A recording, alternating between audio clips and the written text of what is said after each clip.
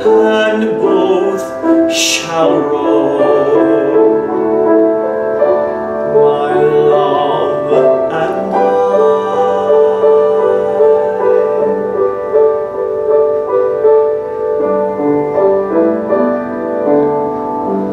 I leaned my back up against an oak. I thought it was a trusty tree, but first it burned and then it broke, as did my false love to me.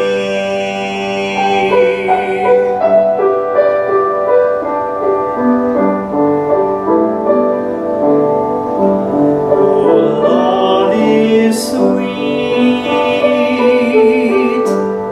and love is fair, fair as the dew. When first it is new, but love grows old and waxeth cold and fades away like morning dew.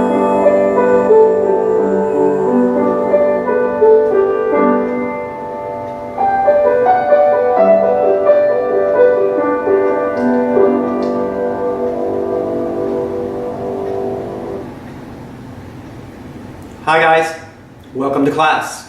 Welcome to MUSC 1500 Beginning Voice. I'm Dr. Bill Adams and I'm your class teacher.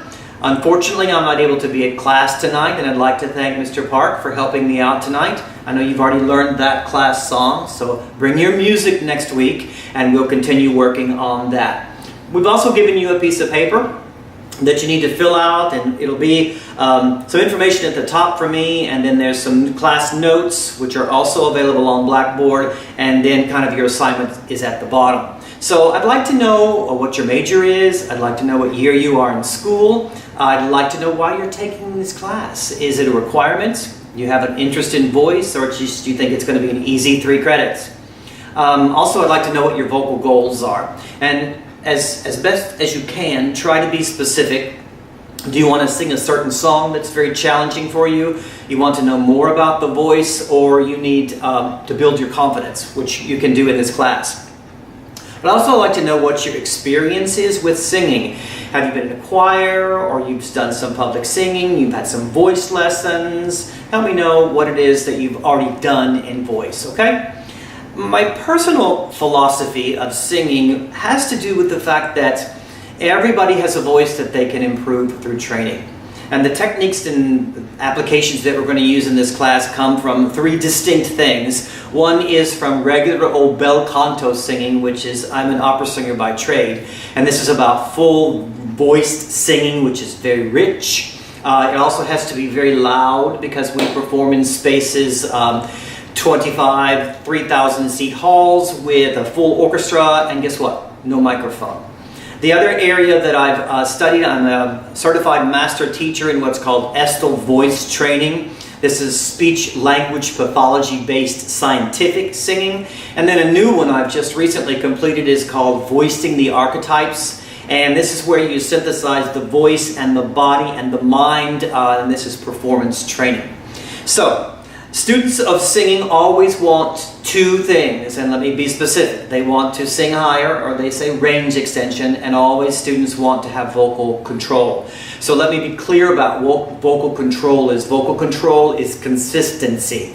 I know 90% of the time what's going to come out of my mouth when I open it to sing. So you're working on consistency, and that's what you mean by vocal control. So now I'm going to go through the parts, and again, they're listed on this piece of paper here, and I'll talk about them just a little bit. Feel free to email me if you have any questions. The first thing that we'll talk about is the breath. You already do it. You're alive, so congratulations. Not all singing requires the same amount of breath. When I'm singing opera, it takes a lot of breath. When I'm belting, it doesn't take very much breath. So it's a case-by-case situation, but I want you to know the parts of the breath. So here are the muscles. You have internal and external intercostal muscles. The internal muscles, the rib muscles, they squeeze the lungs and they squeeze the air out of the lungs. The external intercostal rib muscles, they open and expand the rib cage so air comes in. The diaphragm is a domed muscle. When it contracts down, and then it pushes the viscera out of the way, which is why you feel the guts expanding when you take a very large breath. And then you have the abdominal muscles, which are pushing air out. So those are your four muscles. Intercostal muscles, internal and external. You have the diaphragm and you have the abdominal muscles. The lungs can't do anything because they are not muscles. They just process the oxygen. Okay, effort level. You should be thinking in terms of listening more, listening less, and pay attention more to what the muscles feel and how you're working. You can't really hear yourself because of the sympathetic vibrations. You think you can hear yourself, but you can't hear yourself. That's why you might need a voice teacher or to take a class like this. So I'm going to always be asking you questions about what your effort is on a scale of 1 to 10. So think about your effort. Okay, the true vocal fold and body cover is what affects the sound. And I break it down into 4 different sounds that your voice can actually make at the vocal fold level. So one is vocal fry, which sounds like the croak. And you're asking, why do you need that? Don't worry about it. That's a reparative technique for your voice, FYI. Then I have what's called stiff vocal fold, and this is when the sound is breathy. I also have thick vocal fold. I also have thin vocal fold. The distinction is, you don't ever sing in vocal fry, so don't worry about that. Thickness is when it needs to be loud.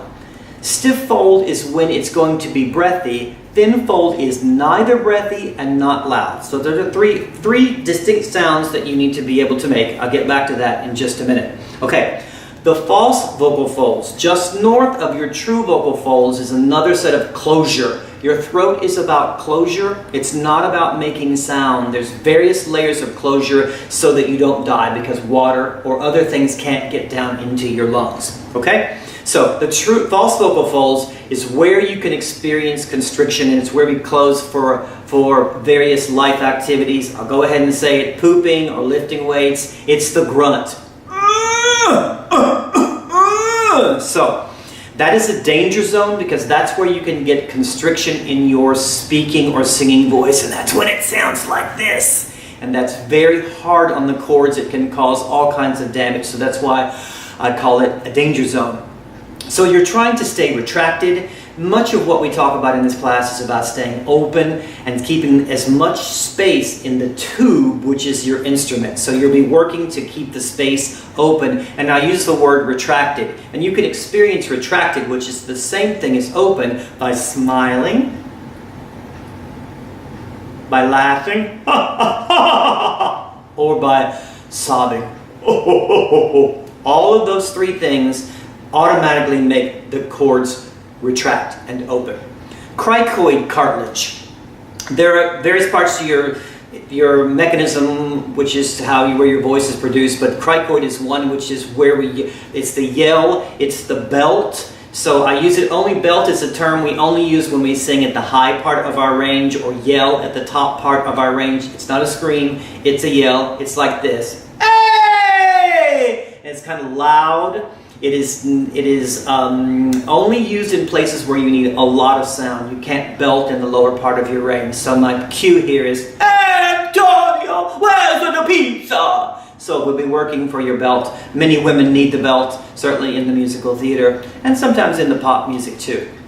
The thyroid cartilage is where you feel the Adam's apple. Women can't feel it as well because it's at a different angle, but men can feel it for sure. So there's a notch right there. And so when I'm talking to you, it's at a level, it's a horizontal position. But for example, if I wanted to sweeten the tone just a little bit, I tilt it down just a little bit. And like I've said here, it's a whimper, or it's like when I'm talking to a puppy, oh, the puppy, or a baby. And it's a subtle thing, but it sweetens the tone just a little bit, and it's the thyroid cartilage tilting down. The aryepiglottic sphincter, or AES, is where we get twang in the voice. Sometimes you'll hear people talk about singing in the mask or bringing the tone forward, and this is really what you're doing. Ah! So I've written here, neigh like a horse, or laugh like a witch.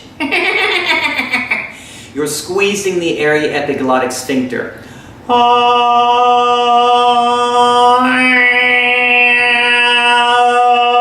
So it has that effect on the tone, and it can brighten the tone and make the tone louder. The larynx, the whole mechanism can move up and down. And if it's high like this, the tone is like this, or I can lower the tone, or I can leave it in a middle position. The larynx controls the treble and the bass in the sound. The lips also have a treble and bass possibility as far as affecting the sound.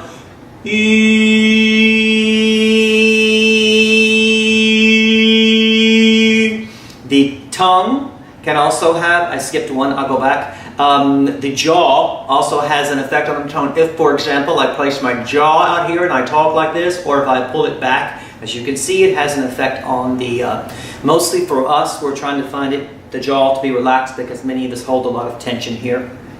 An awareness there. The tongue can be high if I keep my tongue high in my mouth, or if I lower it into the base of my mouth, of my lower mouth. It has an effect on the tone. It's more of a treble and bass thing as well.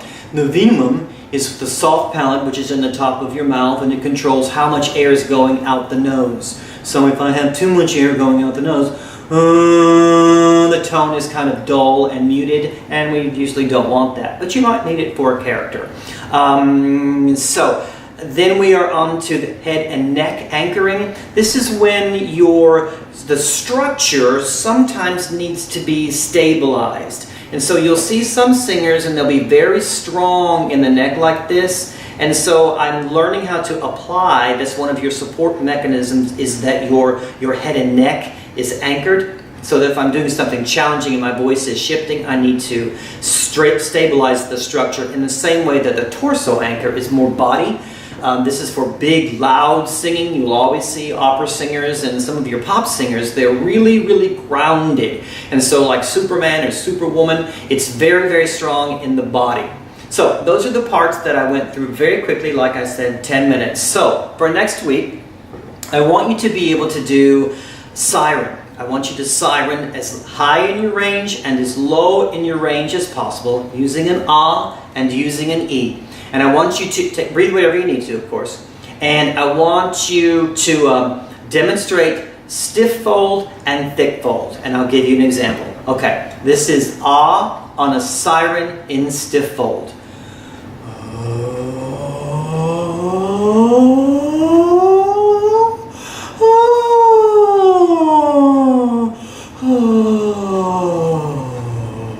Notice it stayed breathy all the way up and all the way down, and I had to breathe many, many times, or 2 or 3 times, to try to get enough air so that I could stay stiff or breathy, aspirated, okay? Ah with thick fold. Ah.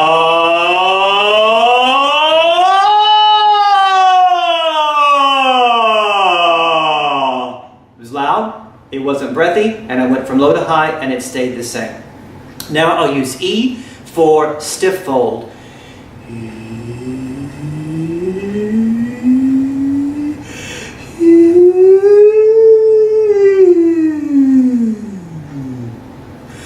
E, thick fold. E.